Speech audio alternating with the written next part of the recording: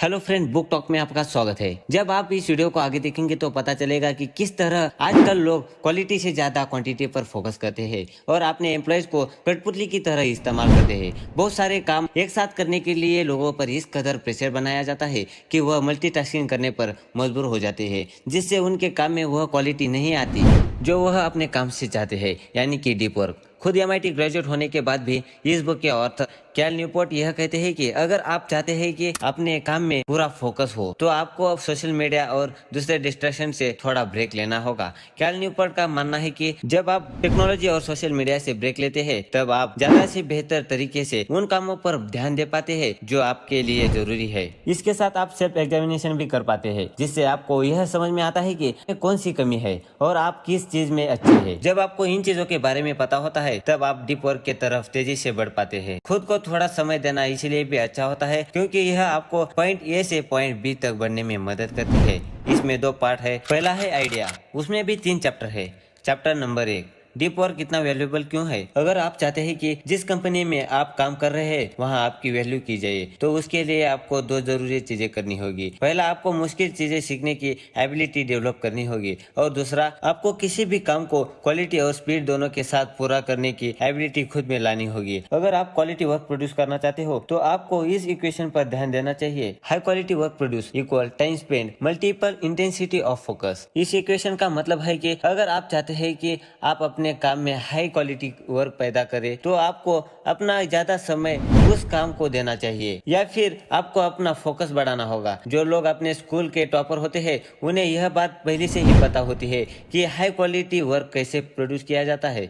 जैसे कुछ स्टूडेंट बहुत लगन से असेसमेंट बनाते हैं, उसमें बहुत इंटरेस्ट लेते हैं। वही कुछ स्टूडेंट ऐसे असेसमेंट बनाते हैं मानो घास काटी हो। पता है कि टीचर किस असेसमेंट को ज्यादा मार्क देगी। ऐसे ही दूसरे एरिया में देखा जाता है कि अगर कोई ढाबे वाला जल्दबाजी में खाना बना देगा तो उसमें टेस्ट नहीं आएगा। ऐसे खाने को कौन खाएगा। तो इसीलिए हमें डीप वर्क करना सीखना चाहिए। ये तो नॉर्मल एग्जांपल था, लेकिन डीप वर्क से वास्तव में आप में 2 एबिलिटी पैदा होती है जो आपको सारी दुनिया से आगे कर देती है। तभी आप एवरेज से ऊपर उठते हो और लाइफ में सफल होते हो। तो वे 2 एबिलिटी कौन सी है ये जानते हैं। पहली एबिलिटी है you learn to complicated task. आप मुश्किल काम करना सीखते हो।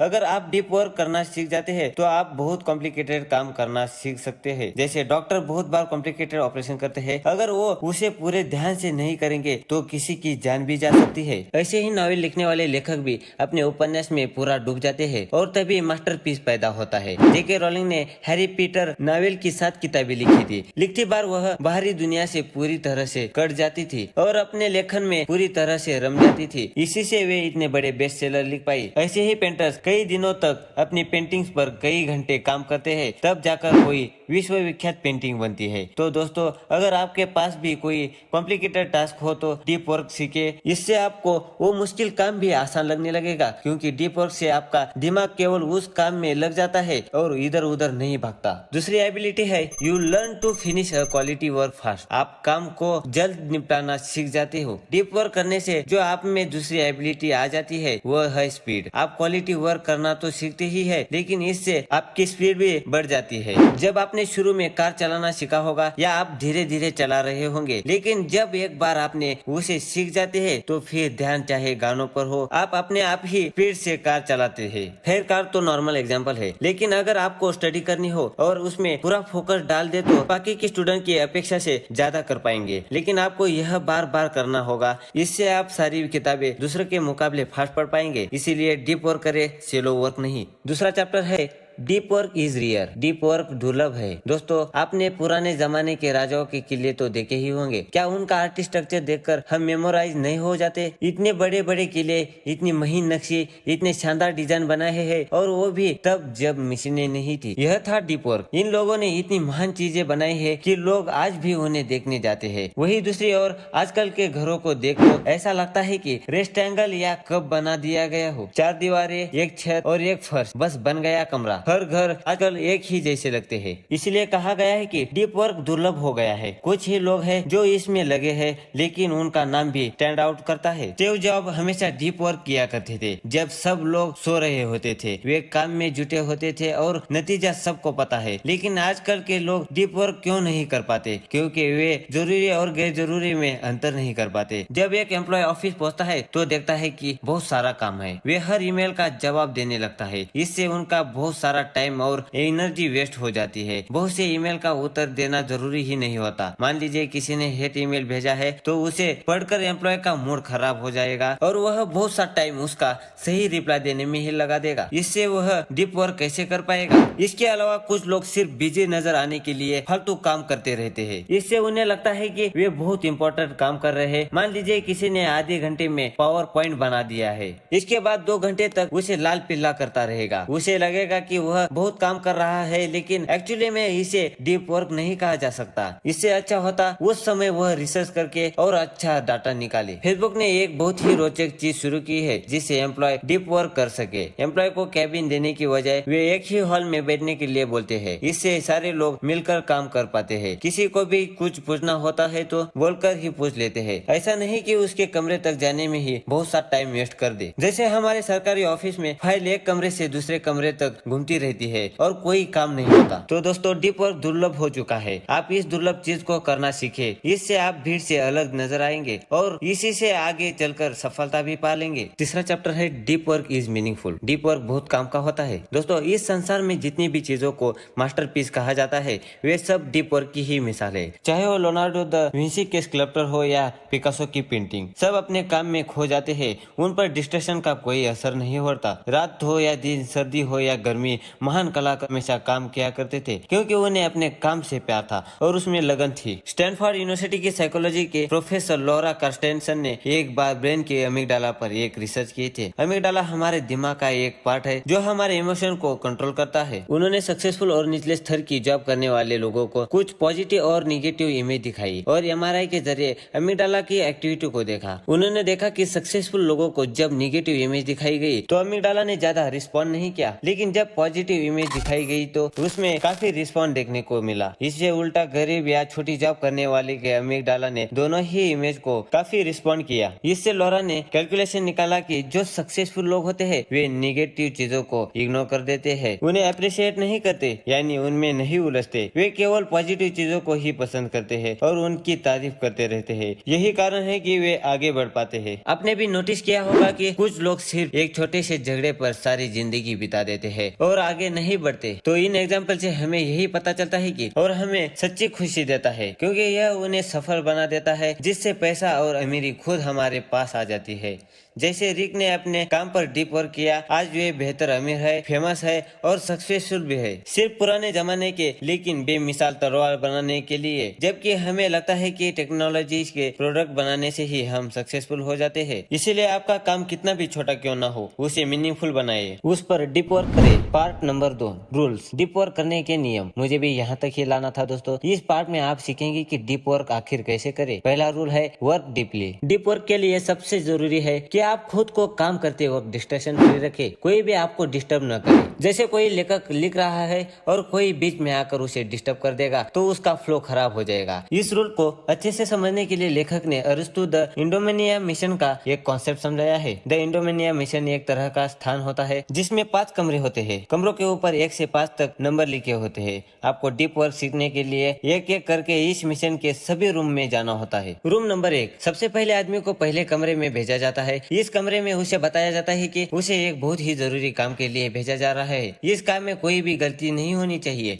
अन्यथा वह जिम्मेदार होगा। इससे वह इंसान थोड़ा स्ट्रेस हो जाता है, लेकिन थोड़ा स्ट्रेस उसके लिए ही अच्छा होता है क्योंकि वह उसके मेंटेलिटी प्रिपेयर हो जाता है और सोच लेता है कि मुझे अब कुछ देर के लिए सीरियस हो जाना चाहिए। रूम नंबर 2, इस कमरे में उसे उस काम के रिलेटेड कुछ प्रश्न पूछे जाते हैं जो आपको क्यूरियोसिटी और एक्सिट कर देते हैं, क्योंकि क्यूरियोसिटी से ही बड़े बड़े आविष्कार हो जाते हैं। रूम नंबर 3, तीसरे रूम में अब उसे काम दे दिया जाता है। वह सारी चीजें होती है जो उसे प्रोजेक्ट को पूरा करने के लिए जरूरी होती है ताकि उसे काम छोड़कर इधर उधर न जाना पड़े। रूम नंबर 4, इस रूम में उसे कहा जाता है कि आप उस प्रोजेक्ट को कंप्लीट करने के लिए स्ट्रेटेजी बनाइए। इसमें पेपर्स में सारे स्टेप लिखने के लिए कहा जाता है। रूम नंबर 5, अब उसे आखिरी कमरे में भेजा जाता है। यह कमरा साउंड प्रूफ होता है। यहाँ आप अकेले होते हो और कोई भी आ जा भी नहीं सकता। यहाँ उसने जो स्टेप लिखे होते हैं उस पर काम करना होता है। उस व्यक्ति को लगातार 90 मिनट तक काम करने के लिए कहा जाता है और फिर 90 मिनट की ब्रेक दी जाती है। ऐसा तब तक किया जाता है जब तक वह काम पूरा न हो। तो दोस्तों, अरिस्टो सदियों पहले अपने शिष्यों को इस तरह की ट्रेनिंग देते थे। इससे वे युद्ध कला से लेकर हर सब्जेक्ट में बहुत निपुण हो जाते थे। सबको पता है कि अलेक्जेंडर ने कम उम्र में ही आधी दुनिया जीत ली थी। आपको यह कंसेप्ट सिंपल लग रहा होगा,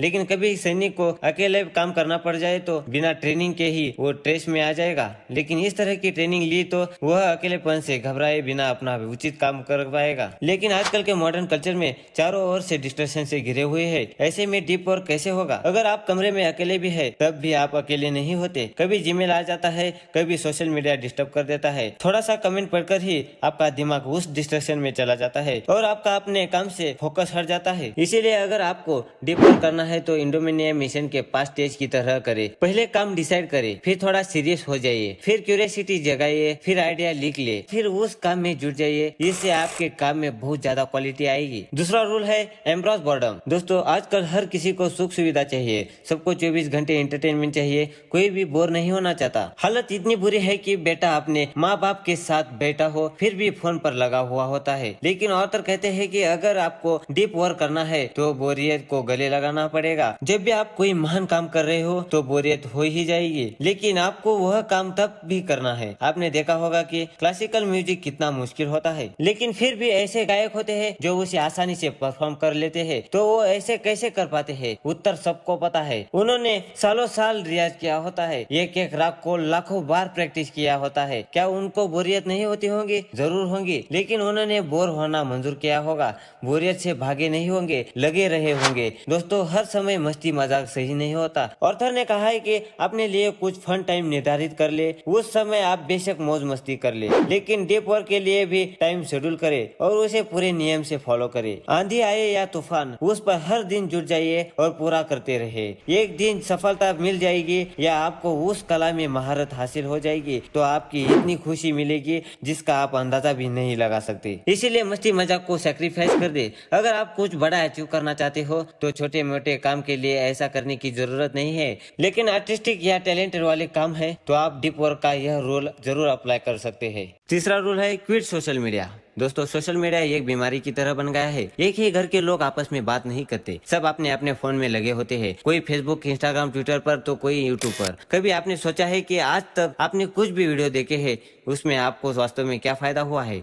ऐसा नहीं है कि सोशल मीडिया पूरी तरह से गलत है, लेकिन लोग फायदे के वीडियो कम देखते हैं, अनाज चना ज्यादा। ज्यादातर बच्चे स्टडी के वीडियो देखने की बजाय फालतू के रोस्ट वीडियो या कॉमेडी वीडियो में घुसे रहते हैं। डीप वर्क के कॉन्टेक्स्ट में भी ऑथर ने सोशल मीडिया से दूर रहने को कहा है। जब आप अपना डीप वर्क कर रहे होते हैं तो उस समय सोशल मीडिया से एकदम दूर हो जाइए। मान लीजिए आप कोई नॉवेल लिख रहे हैं और बीच में फेसबुक पर कोई पोस्ट पढ़ लेते हैं। इससे आपके दिमाग में हजारों तरह के विचार आ जाएंगे, आपका अपने नॉवेल से ध्यान हट जाएगा। इस तरह आप एक महान नॉवेल लिखने की बजाय वैसा नॉवेल लिख देंगे जैसे आजकल लिखे जा रहे हैं। आपने कभी सोचा है जैसा साहित्य पहले लिखा जाता था वह क्वालिटी कहाँ गायब हो गई है? क्योंकि लोग सोशल मीडिया पर इतने एक्टिव रहते हैं कि उनके अपने विचार कहीं खो जाते हैं। अगर आप 21 दिन तक सोशल मीडिया से दूर रहेंगे तभी आपके दिमाग में आपके असली विचार आ जाएंगे, तभी आप महान नॉवेल लिख सकते हैं या अपनी कोई कलाकृति बना सकते हैं। वरना आपके दिमाग में सोशल मीडिया से जुड़े विचार आते रहेंगे। ऑथर उन्हें कचरा कहते हैं। जैसे ही आप कोई पॉलिटिक्स की न्यूज देखते हैं तो आपका दिमाग उस न्यूज को ही एनालाइज करने लग पड़ता है। घंटों तक वही फालतू विचार आपके दिमाग में घूमते रहेंगे। जबकि क्रिएटिव बनने के लिए आपको अपने दिमाग को इन फालतू विचारों से खाली करना पड़ेगा, तभी आप अपने कला में डीप वर्क ला पाएंगे और तभी आप कोई मास्टरपीस बना पाएंगे। चौथा रूल है ड्रेन द शेलो। इस रूल में लेखक ने बताया है कि शेलो वर्क को पूरी तरह से हटा दे। शेलो वर्क वह होता है जिसे आप लेजे होकर करते हो, उसमें आप कंसंट्रेशन नहीं करते हो, जो बहुत लंबा खिंचता है और समाज के लिए वह किसी खास वैल्यू का नहीं होता। इसीलिए दोस्तों, जो भी आपका बड़ा गोल है उस पर डीप वर्क करें। डीप वर्क गहराई से किया जाता है, इसलिए वह जल्दी खत्म हो पाता है। इसीलिए दोस्तों, जो भी आपका बड़ा गोल है उस पर डीप वर्क करें। डीप वर्क गहराई से किया जाता है, इसलिए वह जल्दी जल्दी खत्म हो पाता है। कुछ स्टूडेंट बहुत ही ध्यान से और लगन से स्टडी करते हैं, जहां दूसरे बच्चे 8 घंटे में अपना लेसन लर्न कर पाते हैं, वही ऐसे बच्चे 4 घंटे में ही कर लेते हैं, क्योंकि वे स्टडी करते वक्त हिलते नहीं है और कमरा बंद करके सारी डिस्ट्रैक्शन को दूर कर देते हैं। एक कंपनी ने बहुत ही रोचक एक्सपेरिमेंट किया है। सुजुकी सिग्नल कंपनी सॉफ्टवेयर बनाती थी। उन्होंने हफ्ते में 5 दिन काम करने की जगह 4 दिन काम करना शुरू कर दिया। उन्होंने देखा कि इससे उनके काम पर कोई असर नहीं पड़ा। मतलब अब 4 दिन में भी उतना काम होता था जितना 5 दिन में होता था। उसका कारण था उन्होंने डीप वर्क करने पर फोकस किया। जितनी भी डिस्ट्रैक्शन थी उन्हें हटा दिया। कोई भी एम्प्लॉय बार बार अपना फोन चेक नहीं करते थे, सब अपने काम पर फोकस करते थे। फालतू के जीमेल को रिप्लाई नहीं दिया जाता था। तो इस तरह सब सबक ले सकते हैं कि डीप वर्क से काम जल्दी किया जा सकता है, शैलो वर्क से वही काम लंबा खींचा जा सकता है। अगर आपकी स्टार्टअप है तो ईमेल का जवाब देने में ही टाइम वेस्ट न करे। बहुत से ईमेल किसी भी काम के नहीं होते। बहुत से कस्टमर बिना बात के भी ईमेल लिखते रहते हैं, इसलिए उनसे डिस्ट्रैक्ट न हो। अपनी इमेज ऐसी बनाइए कि लोग आपको केवल सीरियस काम के लिए ही ईमेल लिखे।